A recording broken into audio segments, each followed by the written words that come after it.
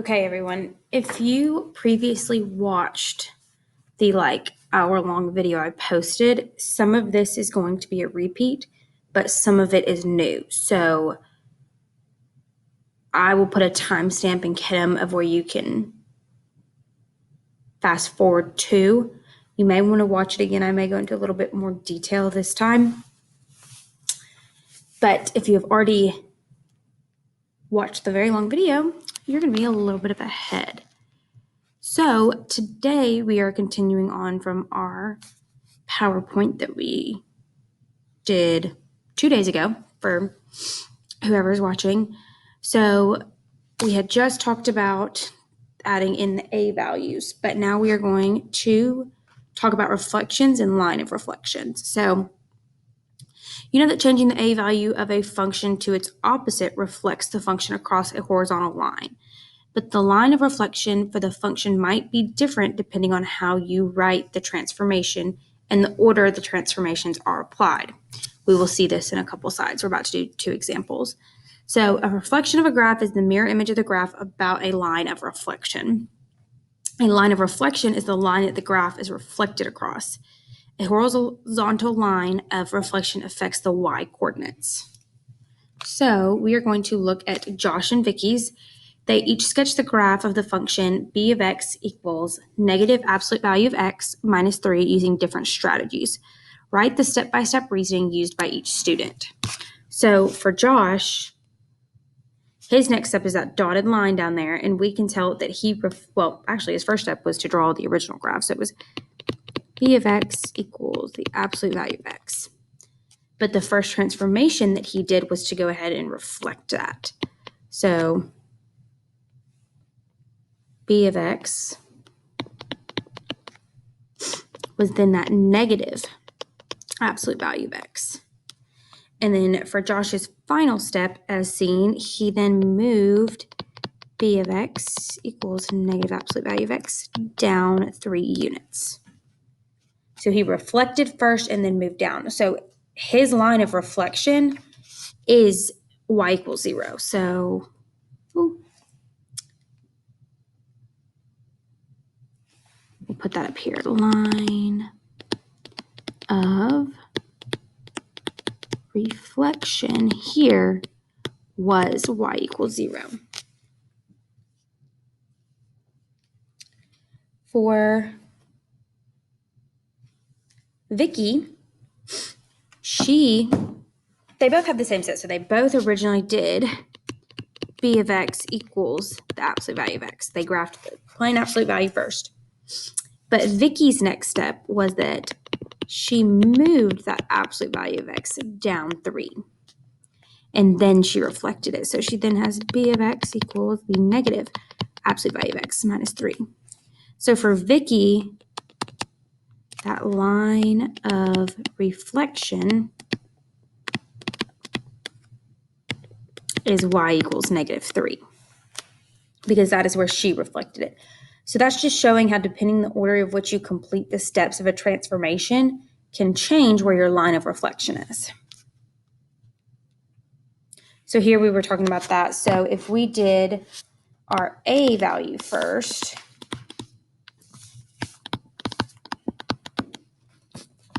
you will reflect over y equals 0. And that is what Josh did here. So he did his reflection first, so his line of reflection was y equals 0. If you do your D value first,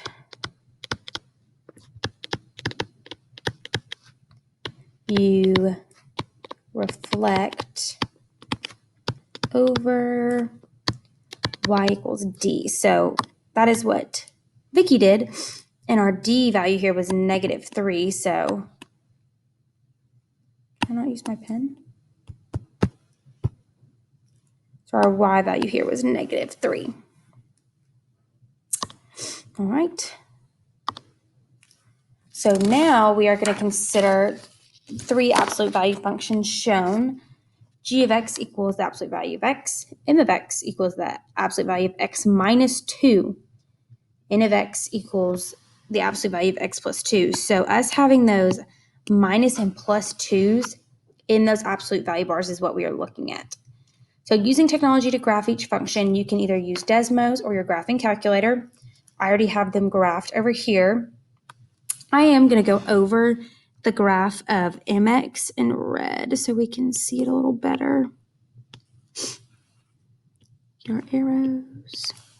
And then I will go over the in green. N of x in green.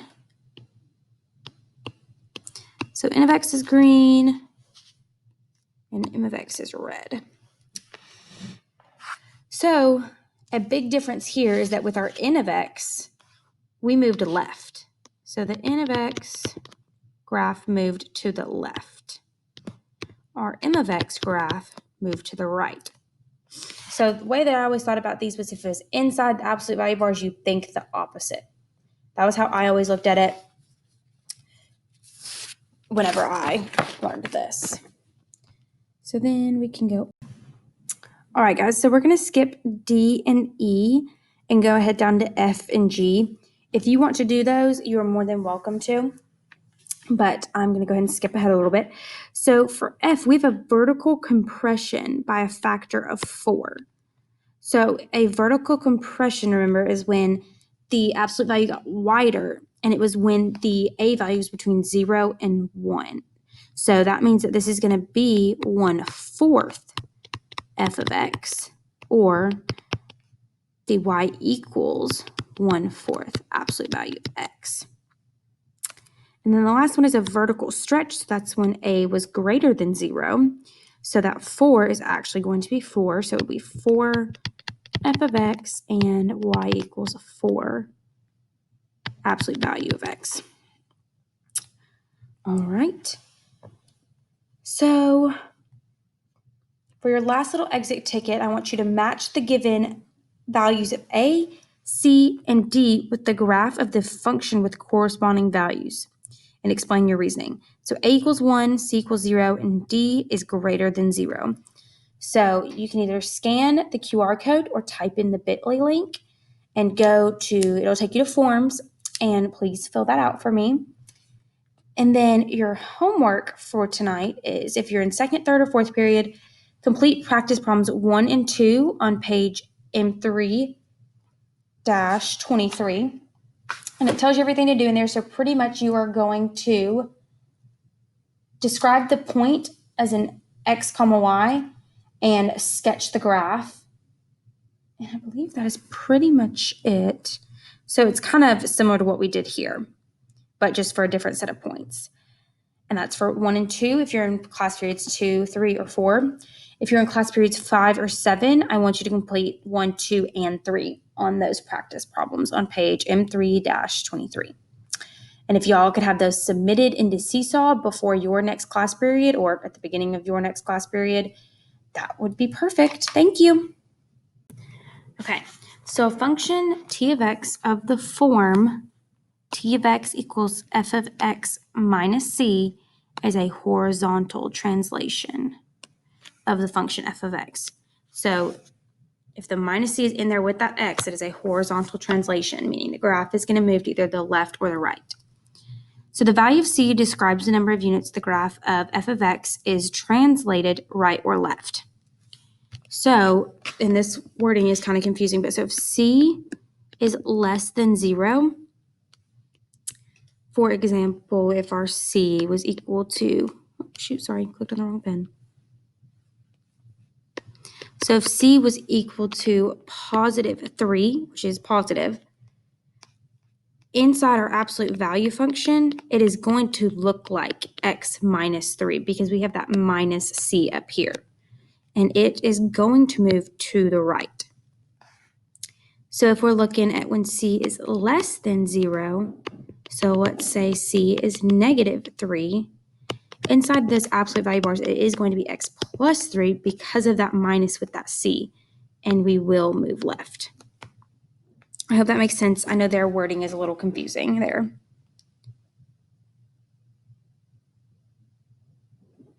So now we are going to write the functions in terms of the basic function g of x. So we're going to describe how the changing c value in the functions m of x and n of x horizontally translate the function g of x. So when we are looking at m of x, make that right smaller. There we go. I was wondering why that was so big. So if we're looking at m of x equal to, so when we look at g of x, and I'll even draw all over m of x right here, we went to the right 2 units. So we're going to have x minus 2 because we went to the right 2 units. Oh, sorry, I dropped my pen. For n of x, we are going to have g of x plus 2 because that went to the left 2 units.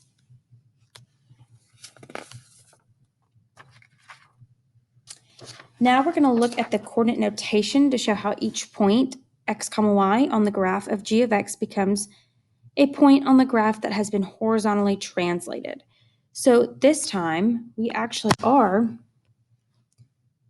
changing our x values. We're not changing our y values. Our y values are staying the same this time. So we're going to have x plus c, and our y values stay the same if that's the only transformation that we have. So now we're going to combine transformations of absolute value functions. So when a function is transformed by changing the a or d values or both, these changes are said to occur outside the function. So our a values and our d values are outside of the function. These values affect the output to a function y. When the c value is changed, which is inside our function,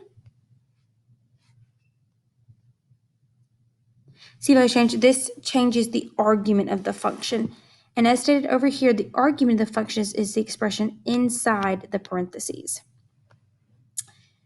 A change to the argument of the function is said to happen inside the function. These values affect the input of the x. So the outside of the function affects y.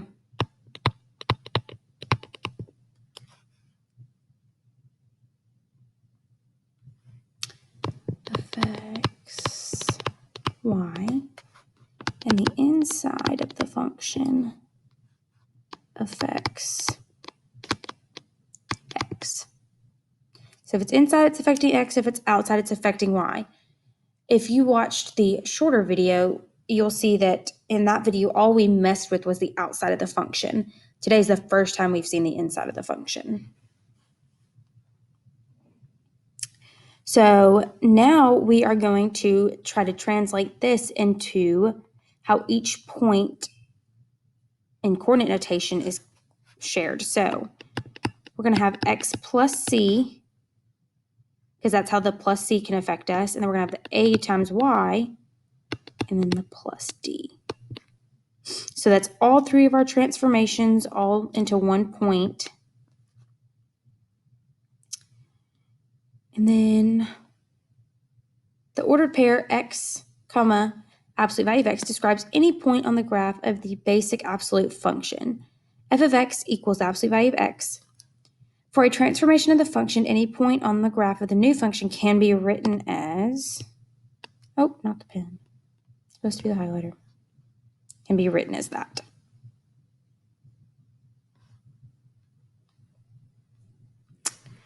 So now we're going to go over how to graph a couple of these. So first, we're going to consider the transformation. So we're going to see what things are changed. So changing of the f of x here is that 2 and then that negative 1. So that 2 is going to kind of stretch it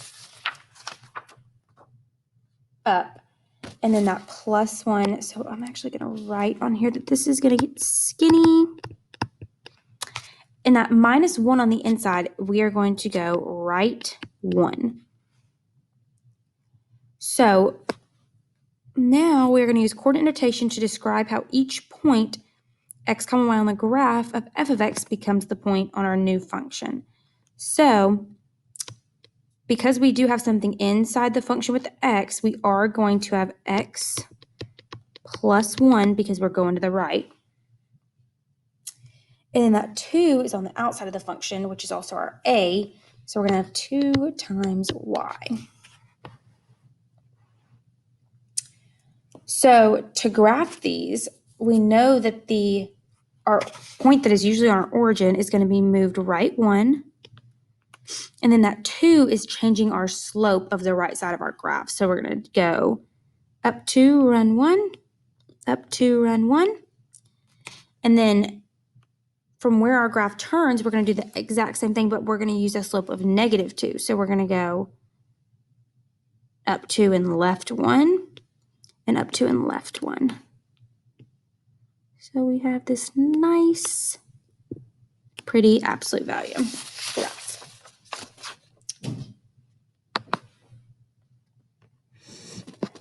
For this function, let's kind of observe a few things first. So it's going to get wider because of that 1/2 value. The +2 on the inside means we're going to go left 2 values. And the -2 on the outside means we're going to go down 2 values.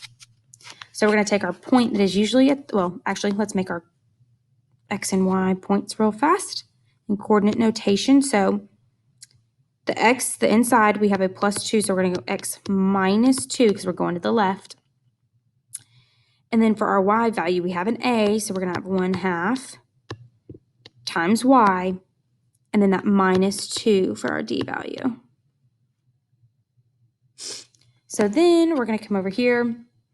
We know our usual point at the origin, 0, 0, is going to go left 2 and down 2. So we're going to go there. And then our new slope is that 1/2. So we're going to go up 1, over 2, up 1, over 2. And then we got to match it on the same other side. So we're going to go up 1, left 2, up 1. I believe that's left 2. Yep. And go out like that.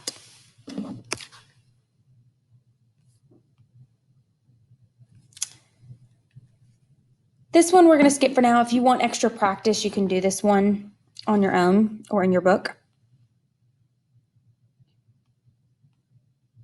Which in distance learners, if at any point you decide you want a textbook, email me and I can set up a time for you to come pick one up. But I need to know to get you one. These notes are straight from the book, so you could be writing in the book versus writing on just plain notebook paper. Okay, so for our last activity, we are going to consider the function f of x equals the absolute value of x. Write the function in transformation function form in terms of the transformations described, then write an equivalent equation. So that's on this next page right here. I'm going to zoom in a little because it's going to be kind of hard for me to write. But so a reflection across the x-axis. So if we're reflecting it across the x-axis, if y'all remember from yesterday, that means that we're going to have negative f of x. For our equation, that is going to be y equals negative absolute value of x. So the transformation form is written with the f of x, and the equation is like obviously the y equals. So for B, we have a horizontal translation of 2 units to the left. Which here, let's actually highlight 2 units to the left. And a vertical translation, 3 units up. So what that is going to do, we'll switch colors every other time, maybe help out the viewing of this. So we have our f of x, and we have 2 units to the left. So that is going to be positive 2. And then we have our 3 units up. So again, it's going to be plus 3 because the outside is the same. So up is positive, and then inside is opposite. So left is positive. So then for our y equals, we have the absolute value of x plus 2 plus 3. All right, and then for C, we have a vertical stretch of 2 units. So when we're vertically stretching, that's our number, that 2 units. And a reflection across the line, y equals 0. So we already did, we already did a reflection across the x-axis. And the x-axis and y equals 0 are the exact same line. So we're just going to have that negative out front of 2, but we're also going to have that vertical stretch. So we're going to have negative 2f of x, and then our y equals will be y equals negative 2 absolute value of x.